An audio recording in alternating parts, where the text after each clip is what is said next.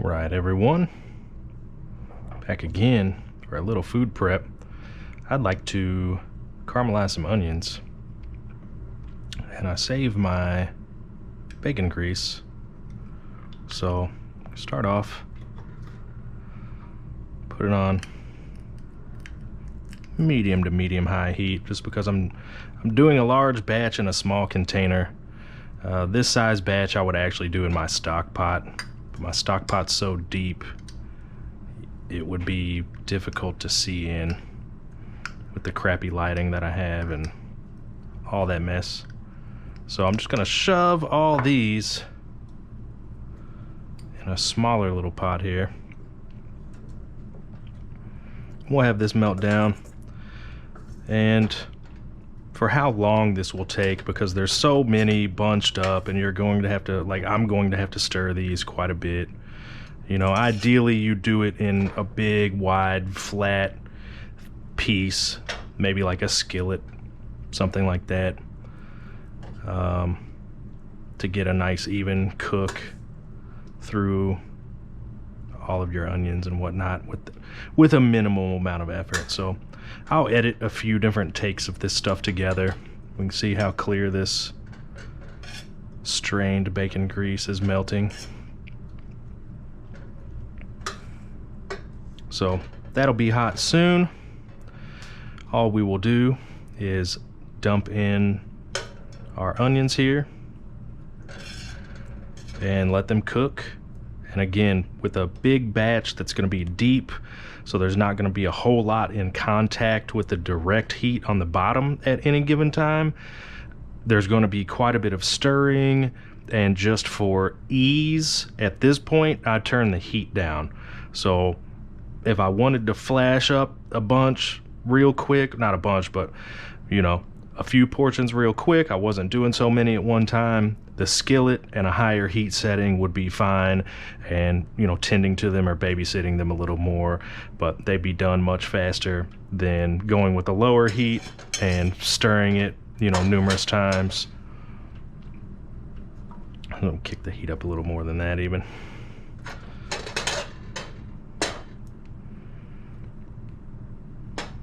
Might look like a decent amount of oil, but I have quite a bit of onion here, so I'll keep this guy clean in case I need to bust out some more. But I have my rubber spatula here, probably for this many. Even a bamboo or a wooden spoon, something like that, would actually be good.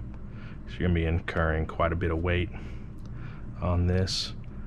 Guess I didn't think it through for everyone. All right, I'm seeing just a little couple wafts of smoke there. That tells me we're hot enough. If the oil smokes, and I typically cook the water out of my bacon grease before I preserve it. Basically can it and put it in the fridge, or jar it and put it in the fridge.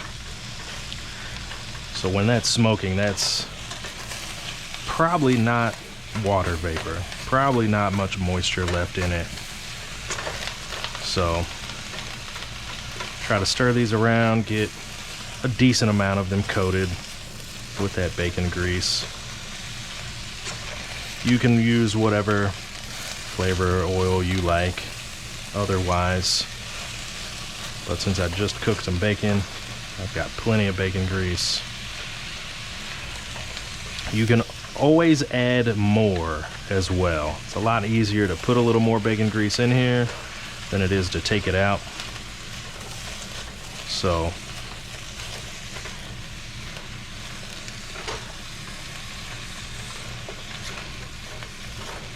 yep, just going through, tossing a few of them on the floor for fun, getting some grease coating on them so they don't scorch. And there's quite a bit of weight in here and quite a bit of moisture with these onions. Onions do hold a bunch of moisture. They take a lot of water to grow as well. So I should be able to keep this heat setting for a good while. If I'm not babysitting it enough and it's scorching, I'll go ahead and and kick the heat back a little bit, half a notch or a notch. In all reality, people want things done too fast, and they think I'll just crank the heat. By all means, anything hot enough to boil water, which on this is like a 4, like 3.5 or 4, and I'm on like 7 right now. Anything hot enough to boil water is going to do the trick to cook something here. It's just going to take longer. So, and you're probably not going to use it for like a sear on a steak or a piece of meat at that temperature, because the slow cook would cook too much of it before you got anything that resembled a sear. So you definitely need a hotter temperature for something like that. But for this, you know, you can give and take and just cook it slow, and they're gonna caramelize, they're gonna break down. All the good stuff is gonna happen for you. So don't be afraid to kick it back. Just make life easier on yourself.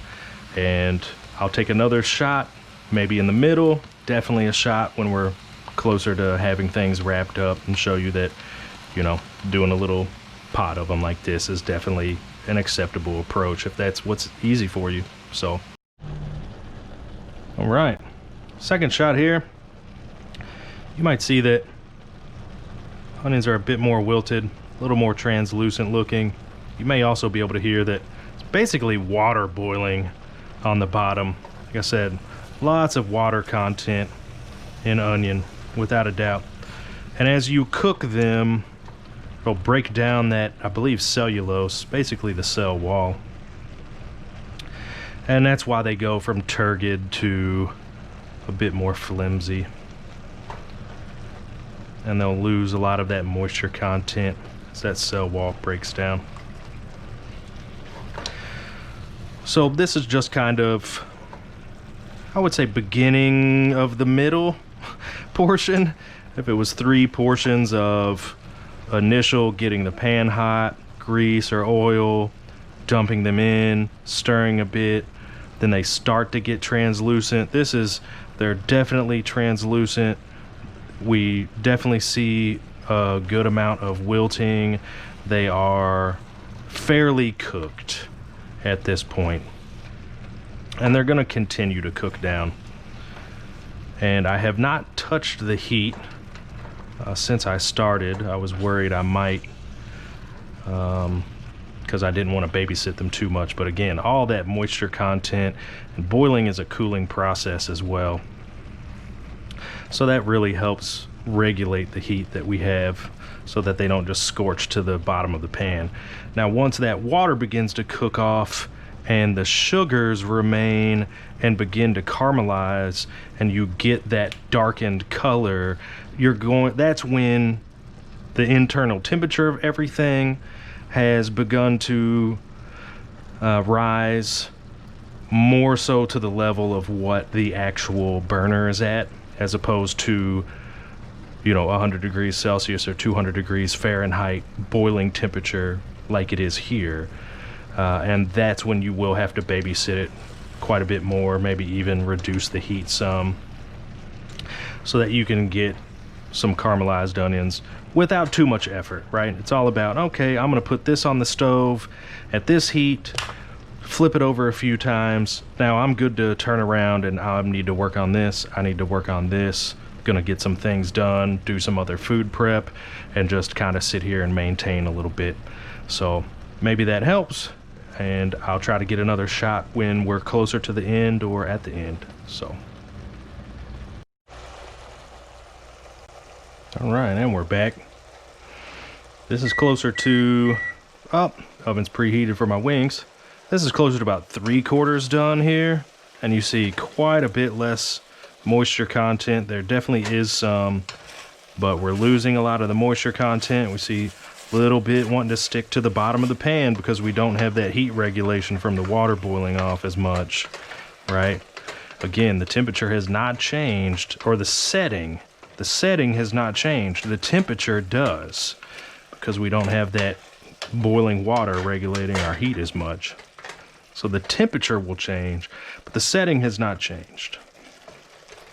So it is at this point where you decide, do I turn down the temperature? Do I want to babysit this a bit more? Or, you know, throw caution to the wind and just let have your onions scorch. Up to you. Everyone has their own preference. For now, I'm going to try to keep the heat the same. While I've been having these cooked down, made some tasty rub for some chicken wings. I'm gonna do some oven baked chicken wings. Super easy there, just mixing some herbs and spices, throw a little bit of olive oil in a mixing bowl, put them all together, throw it on some sheet trays, put them in the oven kind of thing. Not really gonna make a video over that. I might do a when they're finished kind of, hey, look at this. This is the kind of blend that I used. Maybe some heat settings, something real short. We'll see, I don't know. But at any rate, I'll try to get another shot when the onions are about done. I'm just wanting to try to keep you all updated on how it goes. All right, last one here. I'd say we're at probably 95%. See a little bit of scorch going on here. But we're getting that brown color that we want from the sugar is caramelizing some. So, might need to scrape a little bit of stuff off the bottom. Very little moisture left, or quite a bit cooked out at any rate. You know, this pan was almost full when we started. This would be a good time if you wanted to add some bourbon or some brown sugar or, you know, whatever you might want, some red pepper flake, you know, to spice up your life and your caramelized onions a bit. This would be a good time to do that, where they have a few minutes left to cook and incorporate some flavor to them. And that's about it. You could pull them now if you want. I'm gonna cook them down a little bit more.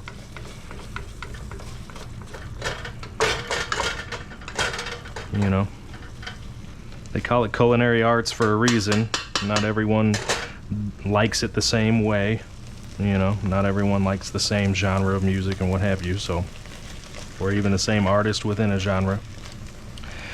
So, you know, experiment a bit, see what you like, see what your significant other, your family likes, etc. And you'll come up with some cool stuff. And it'll save you some money. It does take time, there is an investment to it, but it's worth it overall. So, hope you all enjoyed and maybe learned something from how to caramelize a boatload of onions in an easy manner. I did eventually, while I was prepping the chicken drumsticks to go into the oven, I had chicken hands for a bit, so I turned the heat down from 7 to about 6 1/4 over here to give me a little bit more time in between, you know, babysitting. So I could finish a couple tasks and wash my hands and then be prepared to turn around and work with some food that isn't raw chicken. So thanks again if you stuck around this long. Hit the follow, the sub, the like, leave comments, tips, questions, etc. And we'll see if we can't help you out a little more. So thank you all so much. Eat well.